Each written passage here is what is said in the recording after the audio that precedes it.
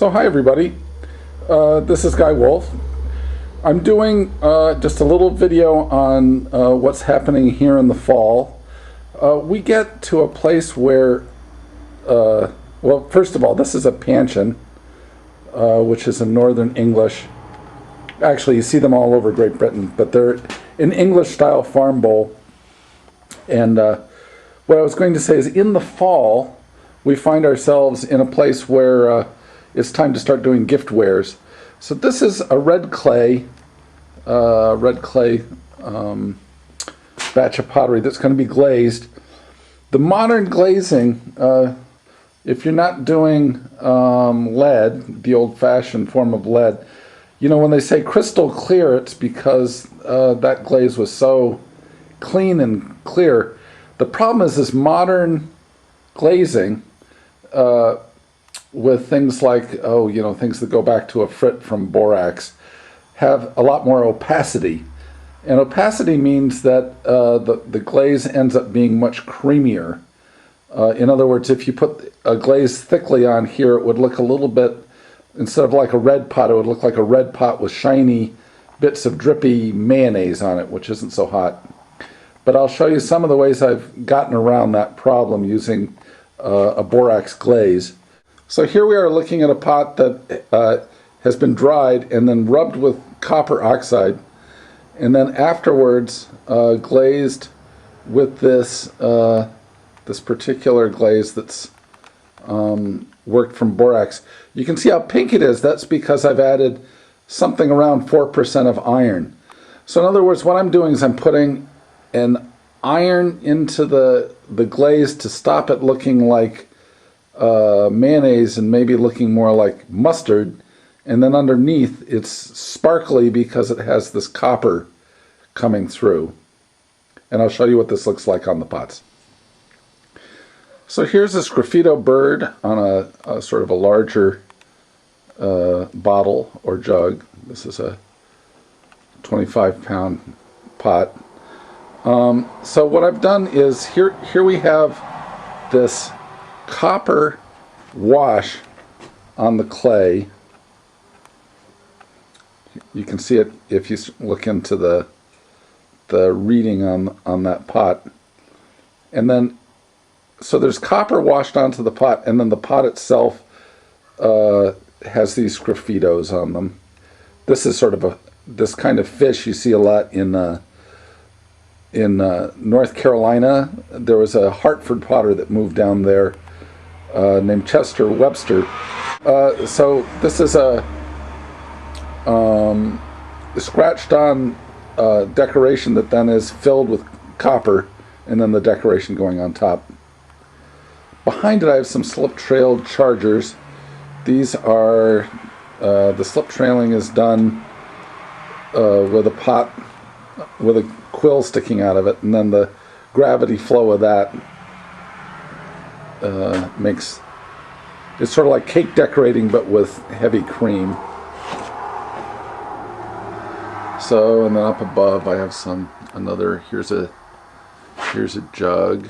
Let's see if I can get in on it. Has a boat on it with a little fishy underneath. This stuff is very, very popular here. And here we have slip trailing on white clay with, again, a clear glaze with iron.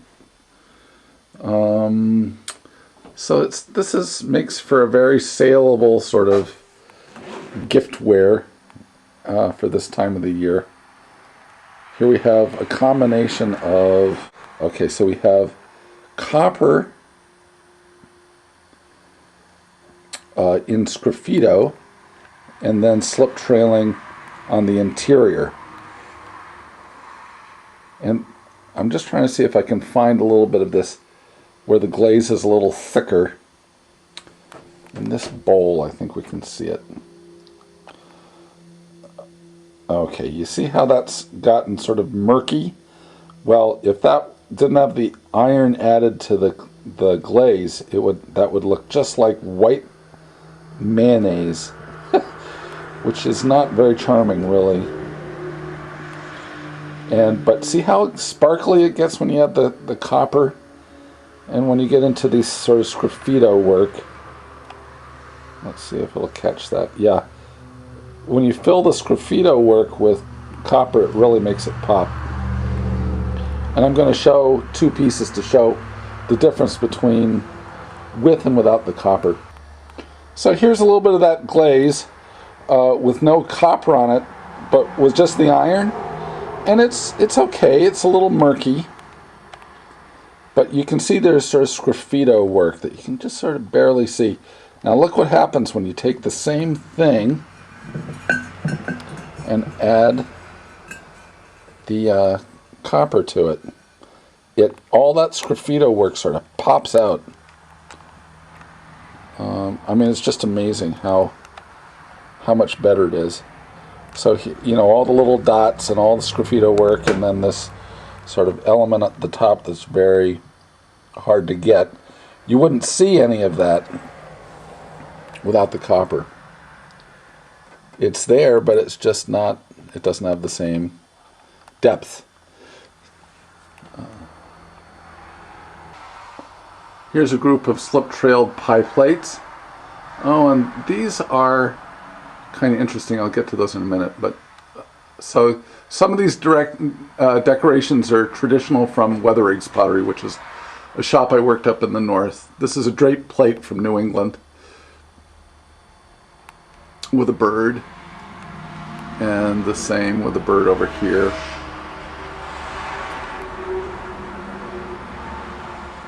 And then let's go over to these. This is when I worked at Jugtown in North Carolina, I saw these sort of candlesticks with kind of a larger bowl shape on them. But I've seen pictures of really nice older 18th century versions of these candlesticks made in the south of Wales at Ewenny, which go way, way back, and I just love this shape. This pot in the middle here is called a cream pot. They're very, very popular in sort of the older pots here in Connecticut, and so I've made quite a lot of those. Here we have the bigger ones here are 12 pounders. The one to the left here is this is a 6 pounder, and these have sort of interesting different elements. I love the fish on this big one here. This is one of my favorites. Will that come in? So I turned this bird a little bit to see if we could catch it. Sort of an odd angle. But it's really, really fun to try to do this kind of decoration, sgraffito decoration on pots. And let's see what other elements on these pie plates. If I bring it in really close, you can see that it has sort of different elements on the rim, which just adds a ton. Oh, here's a really simple one. I'm going to go past this guy here over to that, which I think is very sweet.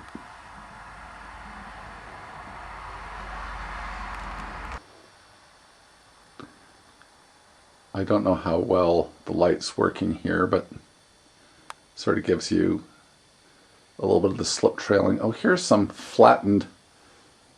I made a video of how to make these a while ago, and there's kind of fun. This one you can see has a boat on it with a fish underneath. These are very playful to make. And then these are really inspired by Danforth pewter mugs. We have a really great early American pewter smith nearby here named Woodbury Pewtery, and I've been inspired by the work from that place for years and years and years. And we're getting a guest, so I'm going to stop doing this. But I just thought it'd be fun to show a little bit of what we were about for this fall season.